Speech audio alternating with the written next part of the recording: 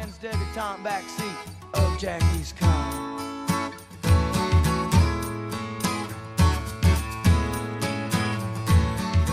All right, welcome to the Young Turks. Oh, look at this tie.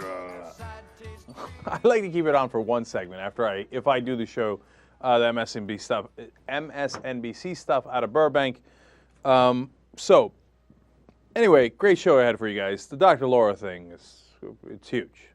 It's huge. We're gonna do it in a little bit. The Democrats have a new strategy. That's very good. We're going to show you that in a second. It involves Social Security. But as I ranted on the Dylan Radigan show, as I'm about to show you, it's got a flaw in it, right? So anyway, without further ado, let me explain what the hell I'm talking about, okay? So Social Security, you know, it's got its 75th anniversary now. So, hey, rock and roll, that's awesome, right? And Republicans want to cut it, which gives the Democrats a fantastic opportunity because then they can attack them in the 2010 elections on that issue because that's a unbelievably rock-solid winning issue for the Democrats in the polls that I'm about to show you, right? And, of course, Democrats have found a way to muck that up a little bit, again, as I'm about to explain, but at least they wisened up to it, and they've got a political ad that they're running on this issue. So let me show you the segment we just did on Radigan, and so that I can then come back and tell you and fill you in on some of the other details that we have on this, okay? So let's watch that first. For 75 years, America's seniors have been able to grow old with dignity and security. But Republicans want to change the system, risking Social Security in the stock market, privatizing it for corporate profit, ending guaranteed benefits, or getting rid of it altogether. On this anniversary, tell Republicans to keep their hands off Social Security. Finally, the Democrats getting it. This is such an obvious winning strategy, and the Republicans gave you the queen here. When John Boehner and Mike Pence came out and said, hey, you know what, maybe we should raise the age of Social Security before you can get it, or they said maybe we should cut your benefits. You know what the numbers are? The American people hate that idea. A new AARP poll says 85% of the country oppose cutting Social Security. 68% say even though the budget is really, really important, that we shouldn't cut Social Security or Medicare to trim the deficit, according to a recent Greenberg poll. Look, the American people are absolutely clear on this. When the Republicans ask over and over, as Bush did and now Pence and Boehner are doing, hey, can we cut your Social Security? The American people say, hell no you can't, to quote John Boehner. So given this golden opportunity, why don't you attack on this? Make Boehner the new Gingrich and say if Boehner is in charge of the House, what he's going to do is he's going to come after your Social Security. That has the added benefit of being true. But how did the Democrats screw this up? Look, it's a good ad and a good campaign to start with. But they've already shot themselves in the foot because already Steny Hoyer, who's one of the leaders in the House, came out and said, well, maybe we should consider trimming Social Security or raising the age that you would have to retire. And then James Clyburn came out and said very similar things. Now, that's the trouble for the Democrats in the House. But how about Obama? Obama, a Democratic president that promised change, has got a deficit commission where 14 out of the 18 people involved in the commission are fiscal conservatives. The likely result of that deficit commission is they're going to come out and say, let's cut Social Security. That's insane. Listen to the American people. We're supposed to be in a democracy. They don't want you to cut that. There was another poll earlier that said that is the absolute last thing they want you to cut. They're willing to have you cut the spending for the wars. They're willing to have you tax the rich more. They're willing to do so much more, but don't touch Social Security. Now, if the Democrats had any sense, they'd beat up the Republicans on this issue.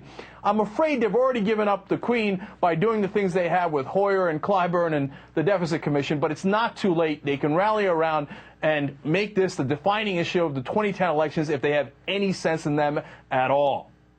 Now, that does it for us. I'm Cenk Uygur, in for Dylan Radigan. I'll be back next week filling in for Ed Schultz on The Ed Show at 6 p.m. Eastern. Back to school merchandise at the TYT store. What the hell is that about? That's a curious ending to that. All right. So a couple of things there. That's actually the first unscripted thing I did on the Radigan Show. Okay, could you tell? Yeah. Now, what do you think? What's the verdict on that? Part of the reason we did it unscripted is because we didn't have time. They called me in the morning. They're like, Dylan's sick. Go. Right? And so I went there, etc. But it was good. I wanted to do it unscripted, and I wanted to do it like I normally do it. So what's the verdict, Chair? It was very Young Turk-esque. You know, it worked. Right? That's the thing. But I wonder how viewers can, if they can tell now, because we can tell because we work with you every day. You know, we know how it is.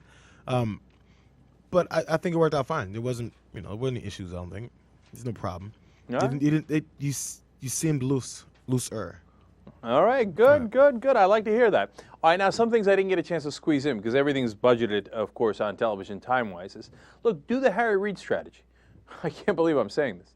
Harry Reid is, we talked about it yesterday, where he took Sue Loudon and said, oh, she wants to turn in chickens for health care. Idiot, right? And the chicken. So people are like, well, I'm not voting for the chicken lady, right? And so Sharon Angle won. She's the crazy Tea Party lady. Now, Harry Reid's ads are all like crazy. And now, look at the polls, and the polls are saying, I don't want to vote for the crazy lady.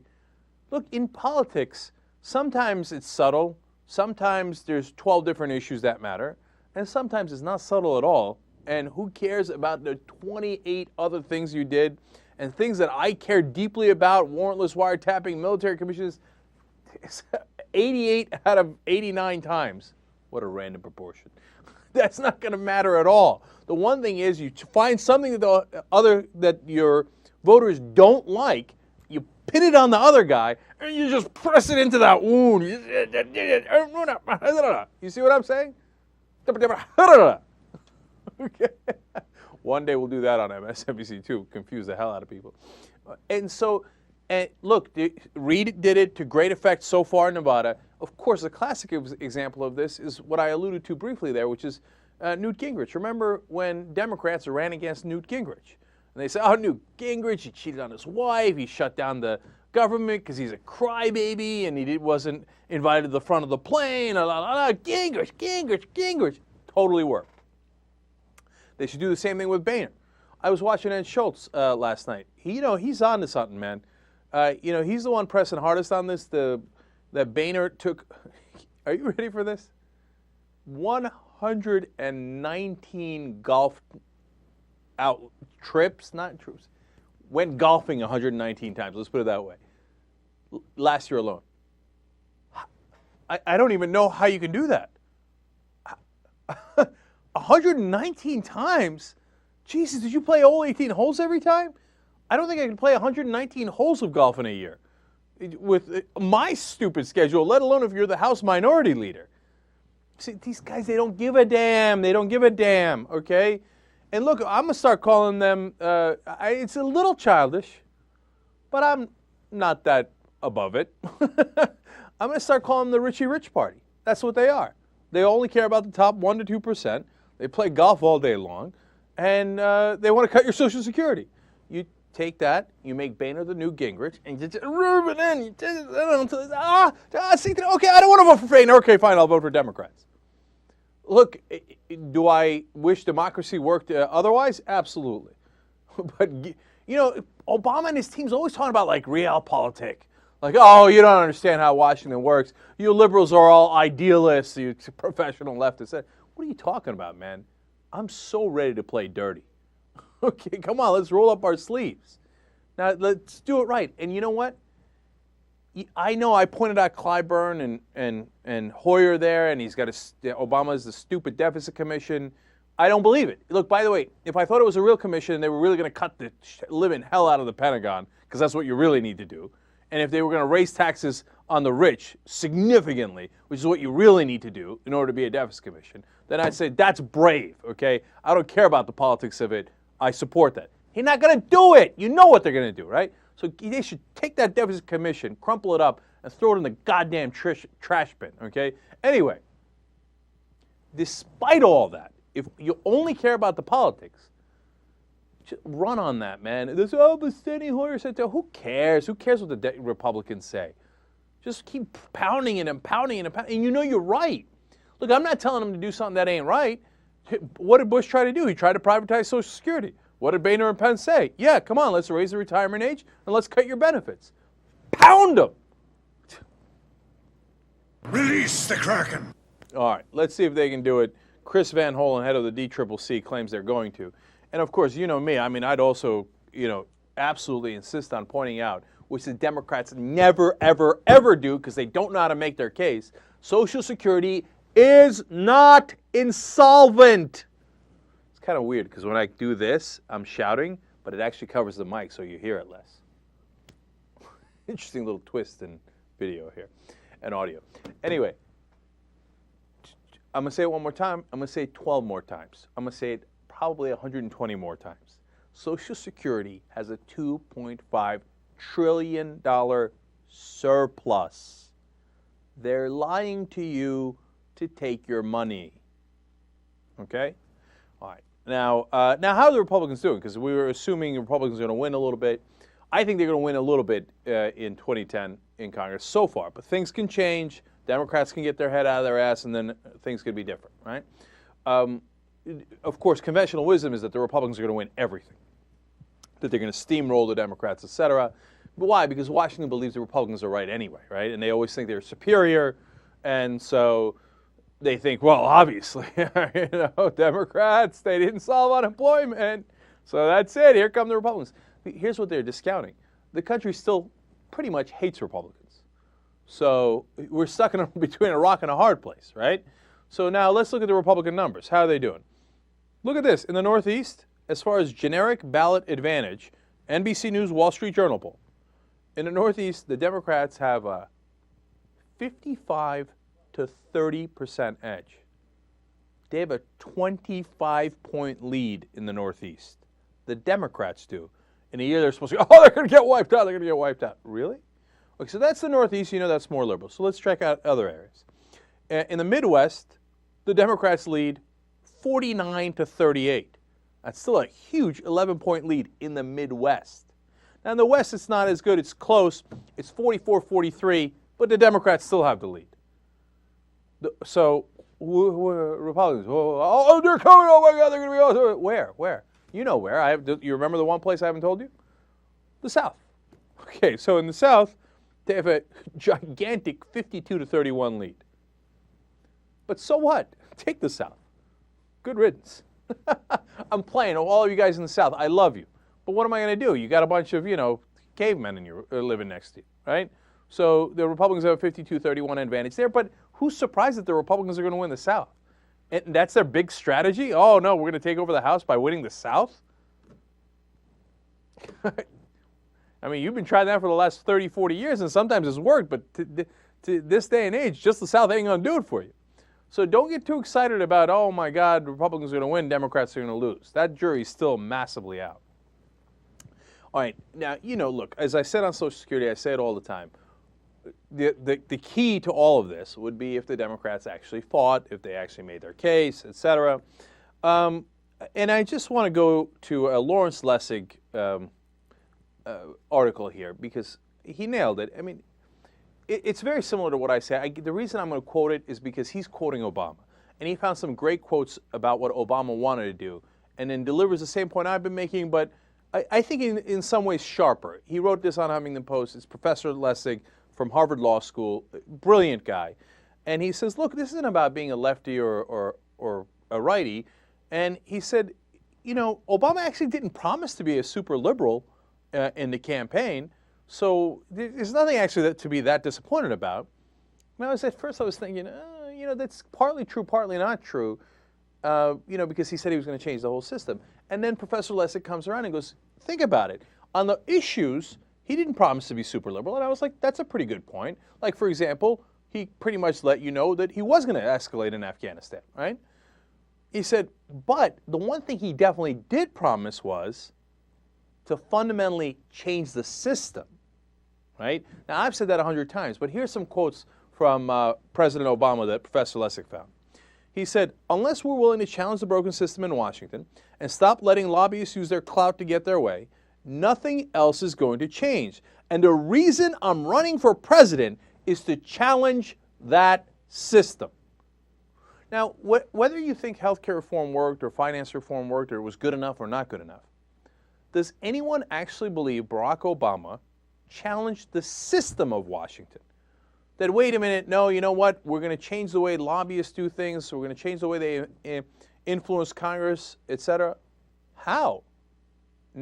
There's a bill, Fair Elections bill, and Obama hasn't backed it. It's nowhere near the agenda.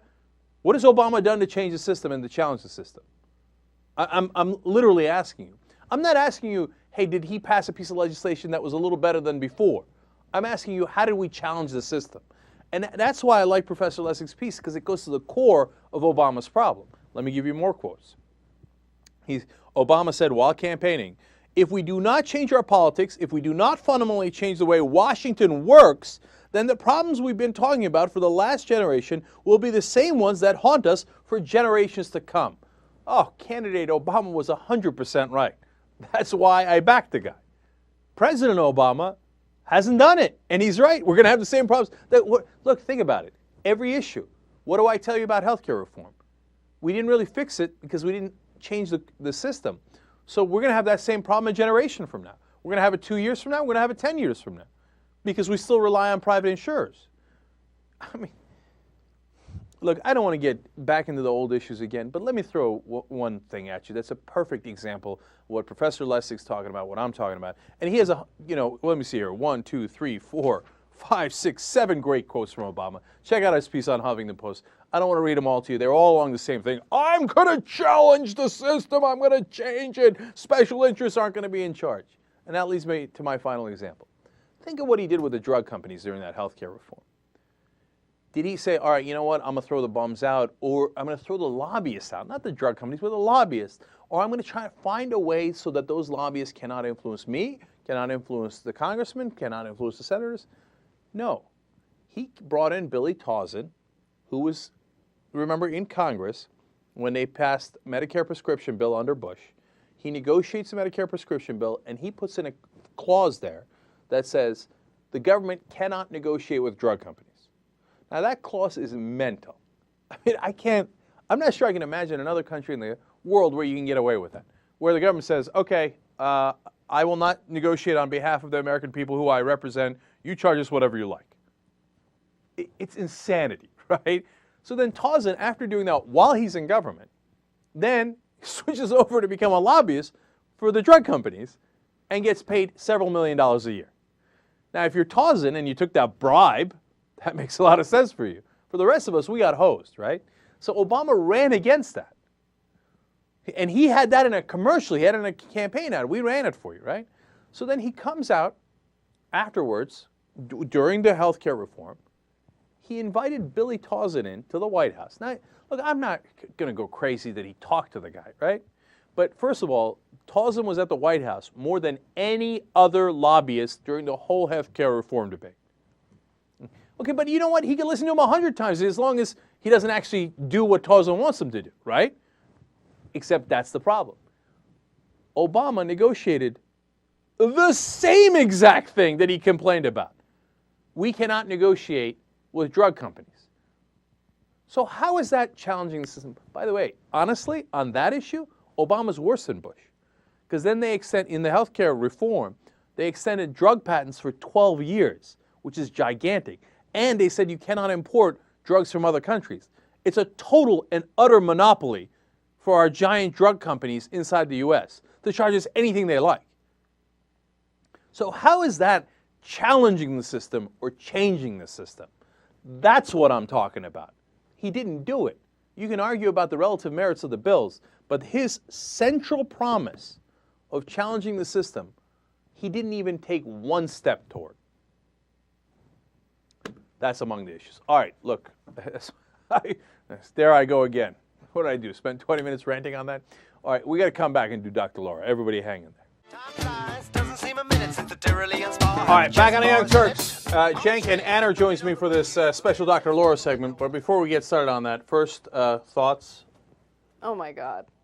Your tie is very nice. Jesus. You know who always has a tie conversation on his show? Ali Welshi. on CNN. Oh, really? Yeah, the Indian guy who does the CNN show, like around 1 o'clock or 12 o'clock, I don't know. He's always talking about his tie with the political commentator that comes on. And it's the most annoying thing in the world. Okay, all right, I'll stop. Jesus, man, you got to beat me up over it. By the way, you see now the great post game we had yesterday. People are buzzing around. Smart Cornish, all of a sudden, might be right. Everybody's turning on Steve Slater, the JetBlue guy. I saw that commentator on Dylan Radigan's show today. Yeah. He's not alone. Now all of a sudden everybody's pouring the hate on poor Steve Slater. They need to calm down. What, they've never had the urge to do what Slater did? Yeah, it's crazy talk. But anyway, so let's do Dr. Laura. Now, here's the situation. Dr. Laura is going to step in it. Okay? Oops. I mean, that got between her toes. Okay? She is going to start talking to an African-American caller. Yes. And get herself in a world of trouble. Right. Now, let me give you some context to the caller. A woman by the name of Jade calls in, and she has a white husband who allegedly has racist friends. Okay? Yeah, no, and she says it. Let's listen to the first part of the audio, okay? Because the caller's going to explain it. Let's watch. Jade, welcome to the program. Hi, Dr. Laura. Hi. I'm having an issue with my husband where I'm starting to grow very resentful of him. I'm black and he's white. We've been around some of his friends and family members who start make racist comments as if I'm not there or if I'm not black. And my husband ignores those comments, and it hurts my feelings. And he just acts like he Well, can you give me an example of a racist comment? Because sometimes people are hypersensitive. So tell me give me two good examples of racist comments. Okay, last night, good example. We had a neighbor come over, and this neighbor, every time he comes over, it's always a black comment. It's, oh, well, how do you black people like doing this, and do black people really like doing that? And for a long time, I would ignore it. But last night, I got to the point I don't think that's racist. The stereotype. I don't think that's racist. No, I think that, no. I think that's, well, listen, without giving much thought, a lot of blacks voted for Obama simply because he was half black. Didn't matter what he was going to do in office. It was a black thing. You got to know that. That's not a surprise. Not everything that somebody says. We had friends over the other day. Got about 35 people here. The guys were going to start playing basketball. I was going to go out and play basketball. My bodyguard and my dear friend is a black man. And I said, white men can't jump. I want you on my team. That was racist? That was funny. How about the N-word, though? The N-word's been thrown around. Black guys use it all the time. Turn on HBO, listen to a black comic, and all you hear is nigger, nigger, nigger. I don't get it. If anybody without enough melanin says it, it's a horrible thing. But when black people say it, it's affectionate. It's very confusing. Don't hang up. I want to talk to you some more. Done that. Okay. First, you shouldn't have said all that. Second of all, you shouldn't have come back for it because you're going to get yourself in more trouble in a second. But, you know, Anna, looking at it from first place, so she says the N-word. Nobody's allowed to say that anymore. And she said it in a way that appeared to be a little hostile, right? Right. But I think the rest of it was actually worse. The rest of the call is worse, but the part of this conversation that I think was bad is she started the conversation by already establishing or already assuming that the woman is hypersensitive. Like, she didn't even really give the woman a chance to explain her situation. She was just like, yeah, sometimes people are hypersensitive, so why don't you explain to me why you think your husband's friends are racist? Yeah, that's what I'm talking about. The rest of what she's saying to the caller is, I think, much worse. She said her assumption is, oh, here comes a black person going to whine again. Or you're hypersensitive. But well, hold on, you don't even know. You don't know. They might have said terrible things. So look at her first assumption, no matter what, right? And then second of all, she says, okay, all black people voted for Obama because he's half black. It's a black thing. Well, then how come Alan Keyes didn't get 98% of the black vote? Alan Keyes is a conservative Republican, African-American who's run for president and gotten approximately 3.5 votes. Okay, so apparently it's not a black thing. It's that African-Americans, by and large, happen to be ideologically progressive. Right. And Obama was a progressive candidate, so they voted for him. But again, look at her assumption. Oh, these black people are uneducated. They don't really know what's going on with politics. They just voted for a black man. Right. And then finally, what are you talking about? Some of my best friends are black. look, I got this bodyguard, and whenever I go to play basketball, well, of course I'm going to ask my black bodyguard. I mean, I love my help, and my help is all African American, and so when I need their physical help, you know, of course I call them over.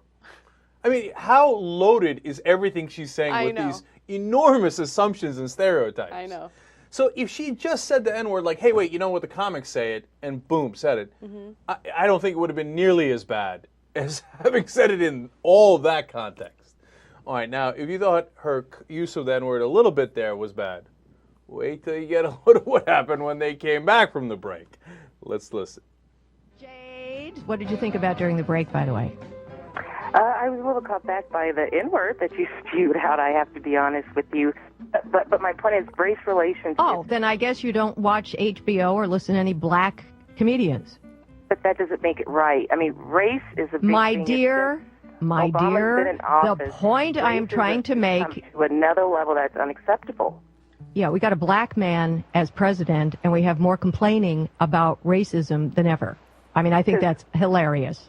But I think, honestly, because there's more white people afraid of a black man taking over the nation. They're afraid. If you want to be honest about it. Dear, they voted him in. Only 12% of the population's black. Whites voted him in. It was the younger generation that did it. It wasn't the older white people who did it. Okay. All right.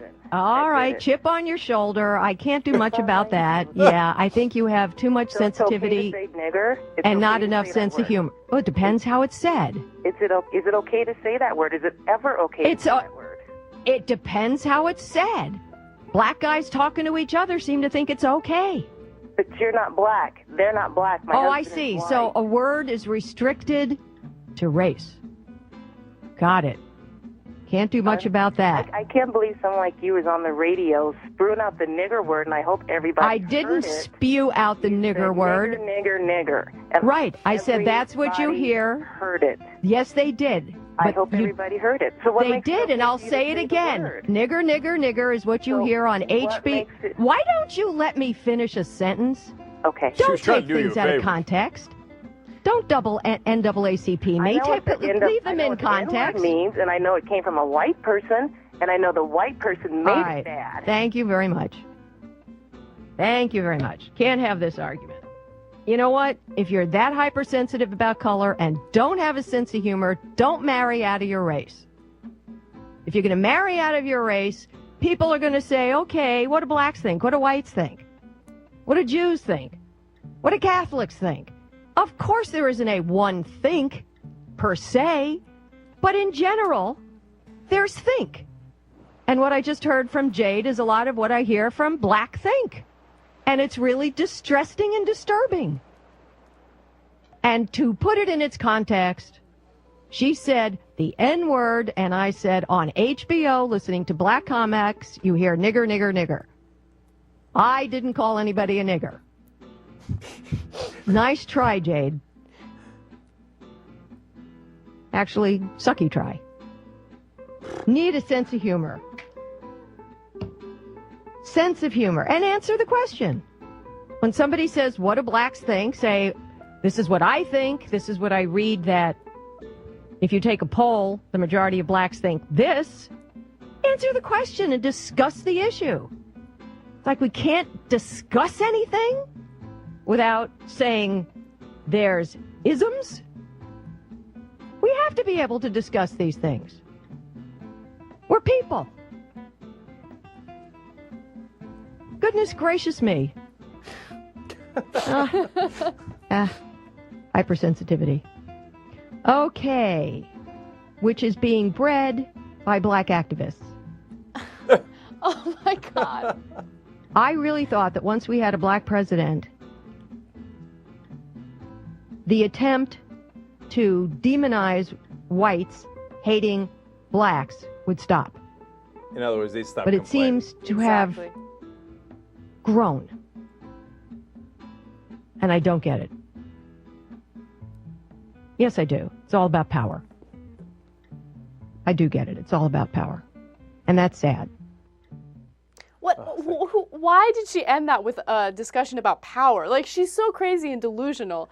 And I love that she kept bringing up President Obama and the fact that he's black. Like, I thought that as soon as we elected a damn black man, these damn black people would just shut up about this racism issue. Did you notice how she pressed the word black every time? She never said black. She always said Black. Yes. Okay. And you got this black thing, right?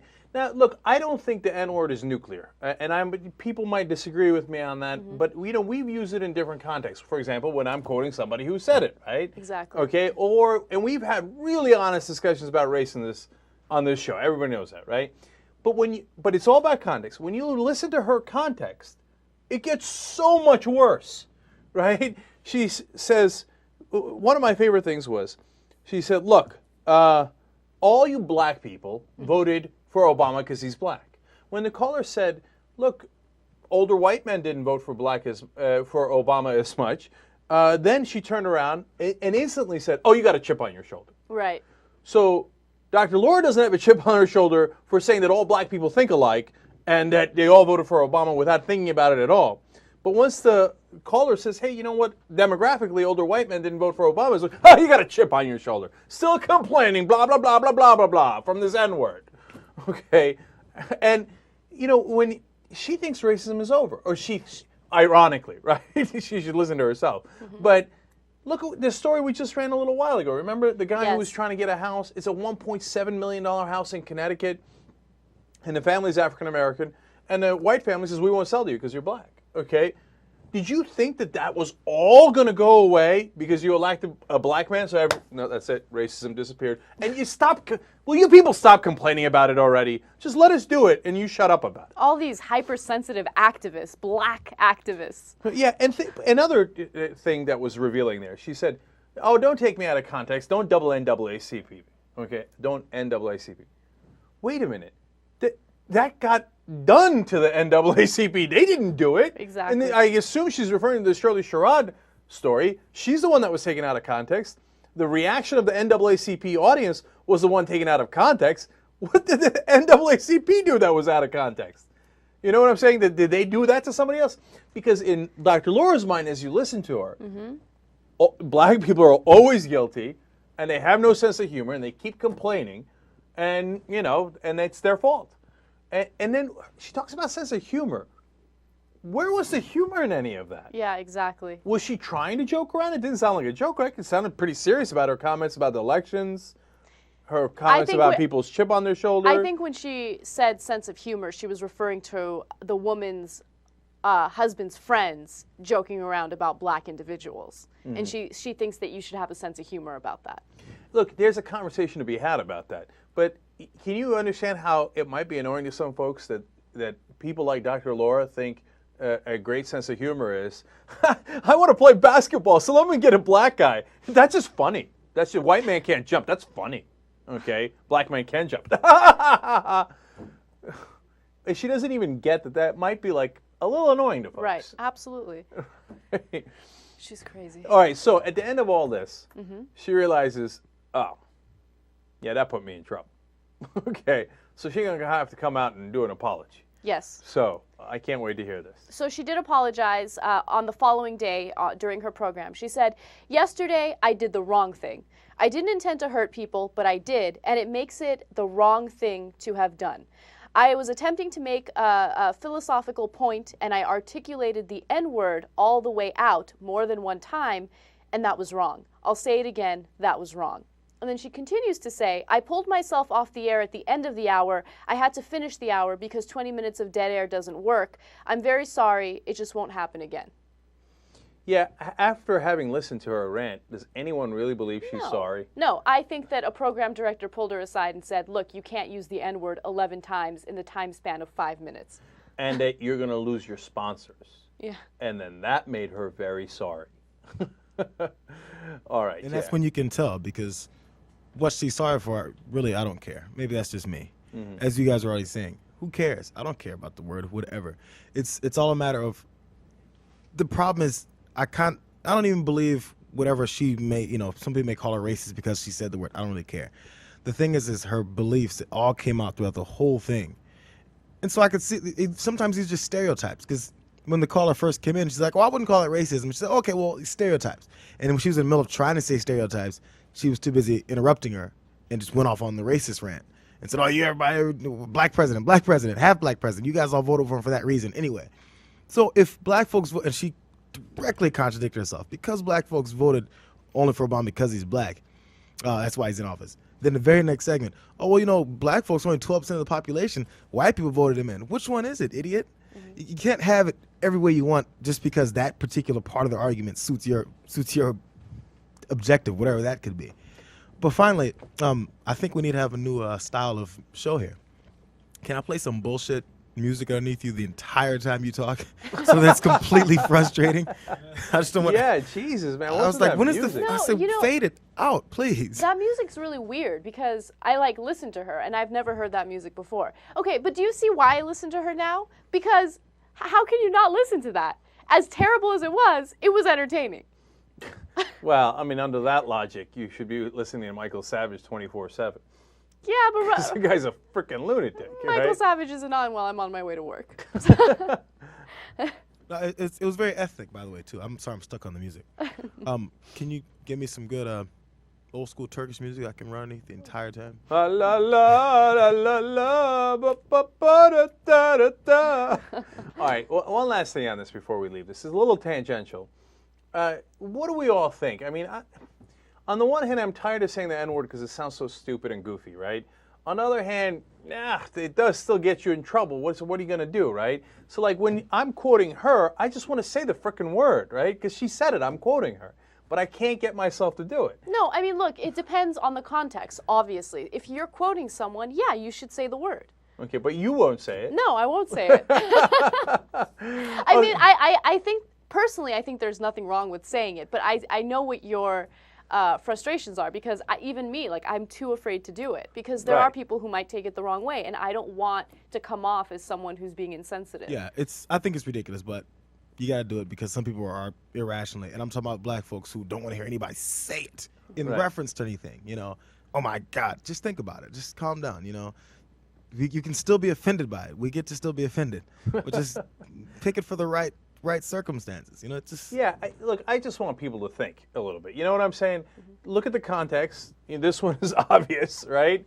And if somebody's quoting somebody else, I mean, it's almost retarded not to say it, but we're all stuck in this retarded situation.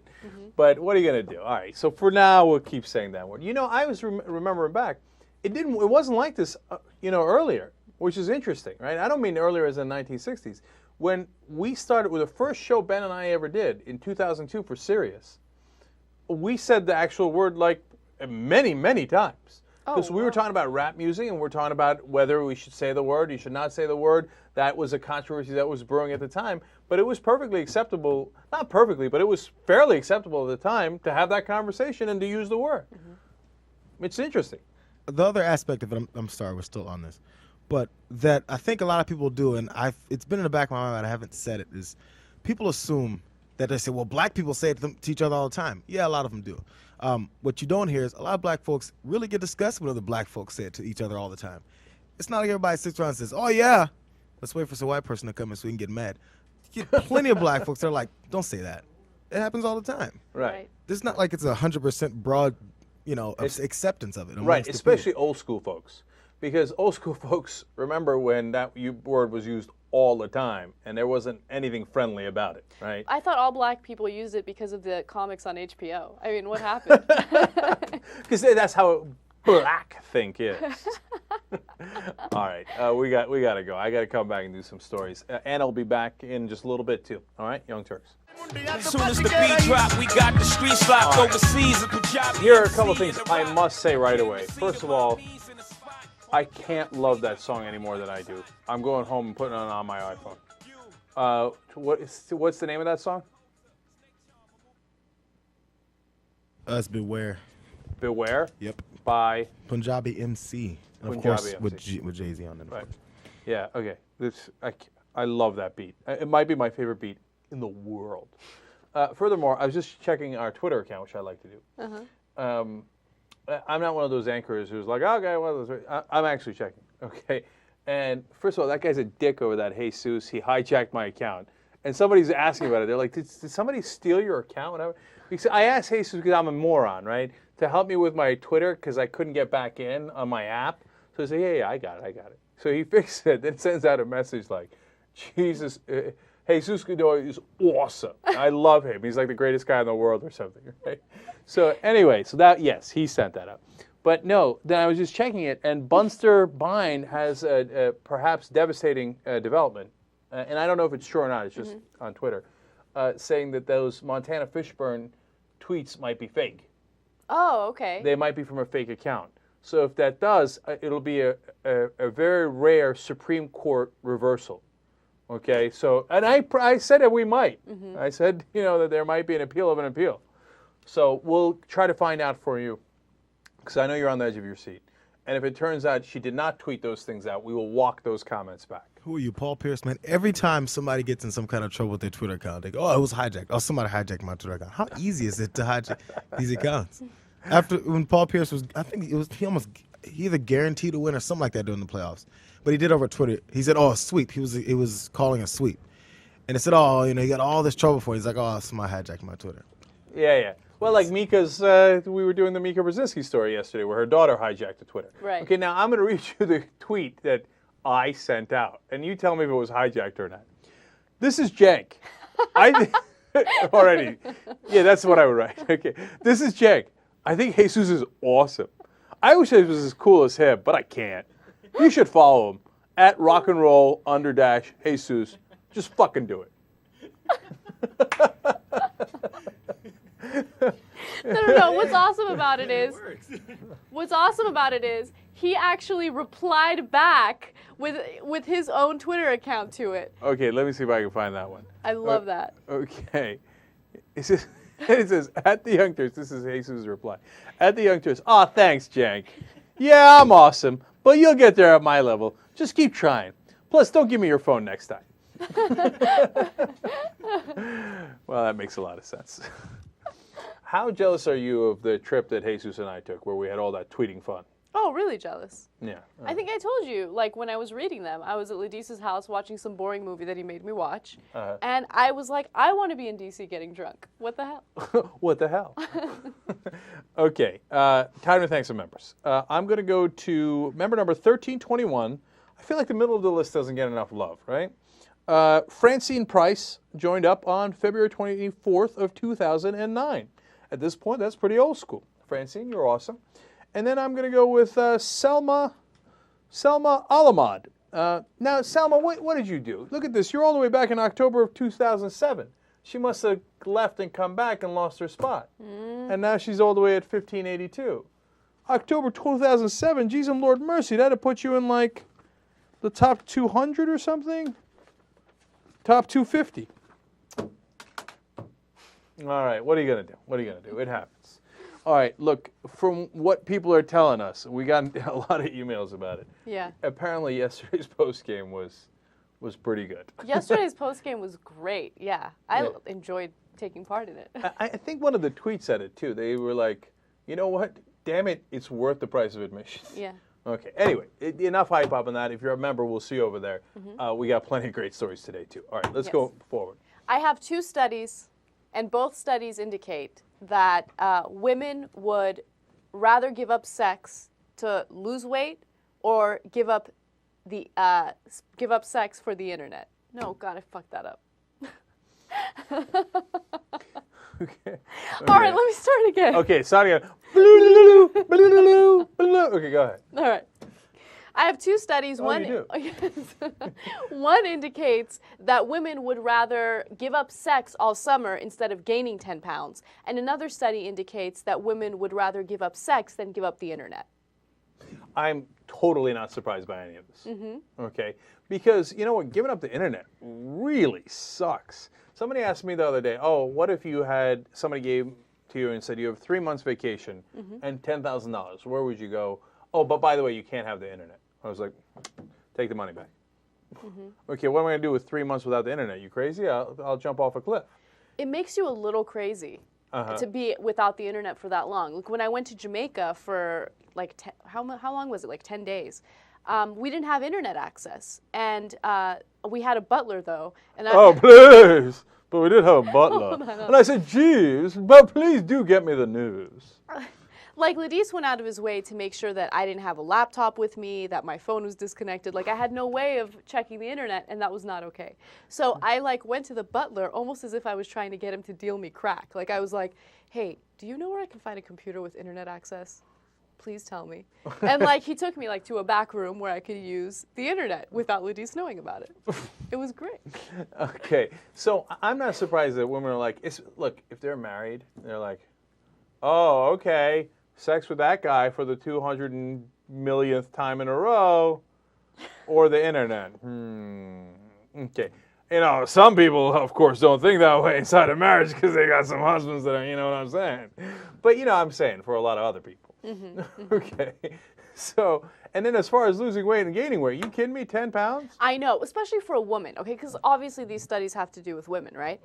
For a woman, gaining 10 pounds is the most disastrous thing ever. And I'm not saying it, no, hold on. I'm not saying it because I think 10 pounds is a lot of weight and it makes a huge difference. I'm saying that because losing those 10 pounds is so difficult, okay? So if I have to skip sex all summer to make sure I don't gain 10 pounds, I'm gonna skip the sex. See? See? All right, whereas if you came to me, the whole point of being skinny is to get the sex. So if you say, now you're gonna get the sex, but you're going to, I said, okay, I get it. No, but it depends on the situation, of course. It has to be new folks. Okay? Like I'm saying when I was single, right? Okay? So, cool. So, if you say to me, okay, look, I'm going to give you 3 hot chicks this summer, but you're going to gain 10 pounds. Again. And again. And again. You see what I'm saying? Yes. I give you 3 mediocre chicks, 10 pounds is a lot. I don't know. See, it's all relative. You see what I'm saying? It is. Okay. Okay, we got to get to the story. We got to. This is a good one. Okay. Long time ago, we talked about an article that listed some of the unfair gender expectations that we have for men. Yes. Well, the same writer, her name is Greta Christina, she wrote a follow-up article to that on Alternet, and she lists 5 more unfair things that we expect from men. Okay. And I want to read them to you, and I want you to tell me if you agree that these are unfair. Go. All right? First thing on the list is men need to make more money. That is the essence of being a man, making money. Close to fair. Close to true. Like, her point is not fair. The stereotype is true. Like, yeah, if you're a man, you got to man up. Okay? By the way, let me... Look. Just before everybody hates on me, right? Now, if you want to do something else, you want to be an artist or something, and then your wife's the lawyer, and she's Needlessly, another comment about artists. I'm playing. Anyway, it's all good. I'm not going to judge you. Of course, I'm super lib. I'm not going to judge you, right? But, my instinct is I want to make more money. Right. Now, I don't, but I want to. But do you believe that in order for a male to be considered a man, does he need to make more money? Does he need to be the breadwinner of the family? No. That's just a result of what you need to do to be a man. But it's not cause and effect. So I say no to that. You don't need to make more money to be a man. No. All right, we're making progress. Okay. All right. All right, number 2, win-win-win. That's what she lists. Win-win-win means that you have to be competitive and you have to win at all times. Abso-frickin-lutely. And I'm not betting on this one, okay? Okay. If you're a guy, okay, I mean, what's masculine, right? We're having a conversation about masculine. Now, look, not everybody's win-win-win, and God bless your heart, and I got no problems with you. But what's masculine is win-fucking-win. Are you not entertained?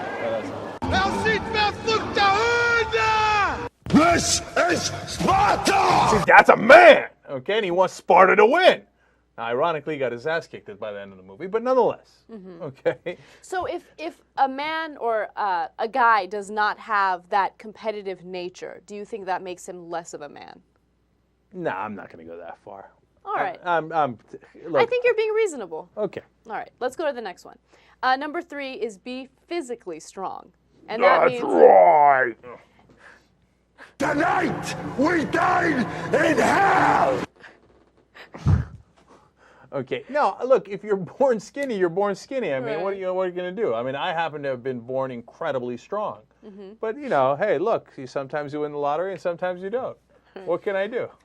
It's not about physically strong. It's about mentally strong. I think the defining characteristics being of a man masculine is strength, but it doesn't have to be physical. It's all up here.